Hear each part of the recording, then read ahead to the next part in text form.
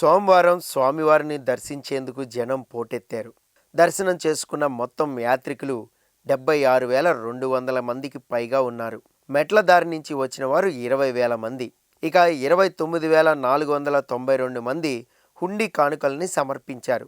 శ్రీ వెంకటేశ్వర స్వామి Salakatla బ్రహ్మోత్సవాలని October 4 నుంచి 12 వరకు అంగరంగ వైభవంగా నిర్వహిస్తామని టీటీడీ ఈవో శ్యామలరావు చెప్పారు.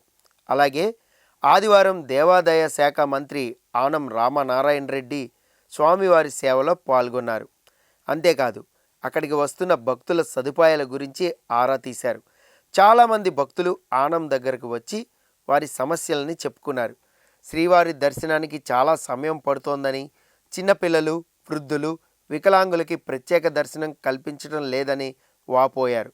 ఇక స్వామివారి బ్రహ్మోత్సవాలు అక్టోబర్ 4 నుంచి ప్రారంభం కానున్నాయి.